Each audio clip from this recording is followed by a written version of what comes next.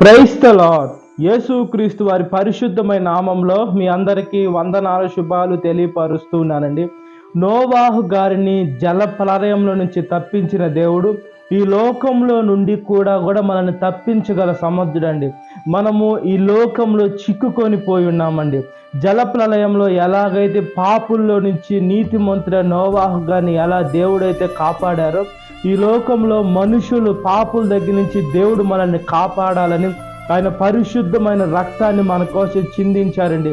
మనుషులు ఏం చేస్తున్నారంటే, ఆ నీళ్లు ఆ కాలంలో ఏం చేస్తున్నాయంటే, ఆ నీటి ద్వారా మనుషులు మునిగిపోయి చనిపోతున్నారు.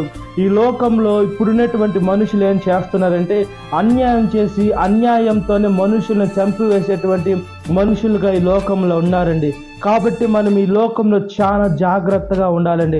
ఈ లోకంలో ఎటువైపు పోయినా అన్యాయమే, అవినీతే. కానీ ఎప్పుడైతే దేవుని వాక్యానుసారంగా మనం నడుస్తుంటామో, ఈ లోకంలో దేవుని చిత్తానుసారంగా బ్రతుకుతుంటామో, బైబుల్లో ఉండేటువంటి నీతి ఈ లోకంలో లేనే లేదండి.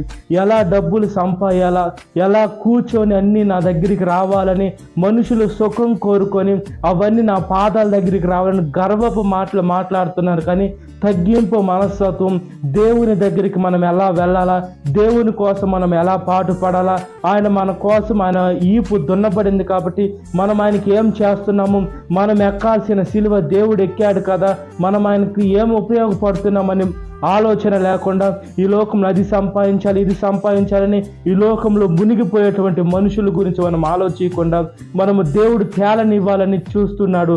నోవాహు గారిని ఎలాగైతే ఓడలో ఉంచారో మనను గారి రక్తమైన కంచె వేసి కాపాడుతున్నాడు. కాబట్టి ఆయన మార్గంలో మనం నడిచినట్లుగా ప్రార్థన. మహాపరిశుద్ధాత్మదేవ, మా ప్రియ పరలోకపు తండ్రి, మాకు కంచెన వేయమని అడుగుచున్నామయ్యా.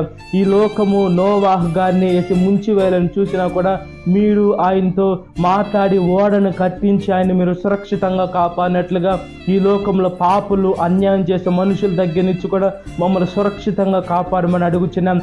కంచె వేయమని అడుగుచున్నాను. అబ్రహాము దేవ, ఇస్సాకు దేవ, యాకోబు దేవ, నా దేవ, మా దేవ, మీ సేవలోకి మేము ముందుకు కొనసాగాలయ్యా.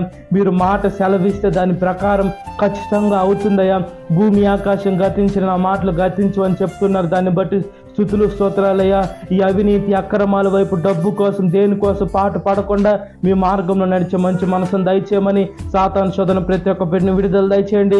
ఈ వాక్యం విచ్చిన ప్రతి ఒక్క బిడ్డని పేరు పేరసిన జ్ఞాపకం చేసుకోండి. ఏదైనా కాలపు దీవంతో నింపమని నజరేయుడైన యేసుక్రీస్తు వారి పరిశుద్ధమైన నామములో మిక్కిలి వేలం తడుచున్నాను నా పరలోకపు తండ్రి. Amen. Praise the Lord. God bless you. Have a great day.